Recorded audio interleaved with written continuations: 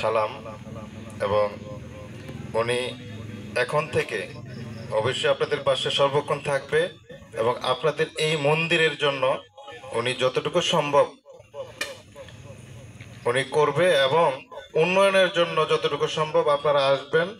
ওনার দুয়ার সবসময় খোলা থাকবে। আর উনি জায়গায় বসে থেকে আপনাদের কাজ করবে, এই দিচ্ছি দিব এরকম ধরনের, এরকম হবে না।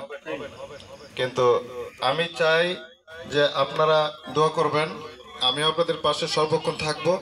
আর এই পূজা মণ্ডপ যেন প্রতি বছর অনেক ভালোভাবে সুন্দরভাবে উদযাপন হয়, সেই প্রত্যাশা আমি করি। আর বিশেষ করে আমিও 2-3 দিন আগে ঢাকা যাব, কিন্তু গতকালকে খুব ভোরবেলা আমি চলে গেছি। আমাদের খায়রুল কবির খোকন ভাই, জেলা বিএনপি সভাপতি, ওনার ভাই, উনি হঠাৎ করে রাত্রে 3টায় বুকে ব্যথা। এই অবস্থায় জেলা হাসপাতালে যাওয়ার পরে কোনো অবস্থাতে ডাক্তার ধরে নাই।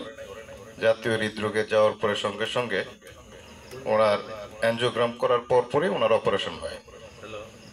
অপারেশন হওয়ার পর অপারেশন মোটামুটি যাই হোক সাকসেসফুল হয়েছে, রিং পরাইছে 2টা। এই জন্য আমি 2 দিন যাবত আমি ছিলাম না আপনাদের পাশে।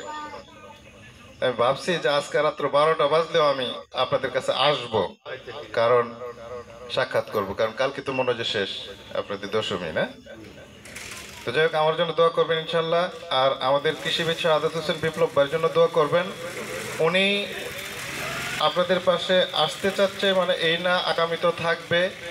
উনি এমপি নির্বাচন করতে চান। যদি আপনারা সমর্থন প্রত্যাশা করেন তো হয়তো বা এবার হোক, ধানের শেষের কাণ্ডারি যখন নিয়ে আসতে পারে তখনই উনি আপনাদের পাশে থাকবেন ইনশাল্লাহ। তো ওকে, ভালো থাকবেন সবাই, সুস্থ থাকবেন। অনেক রাত্র হয়েছে, সবাইকে আমার শুভরাত্রি। ওকে, থ্যাংক ইউ।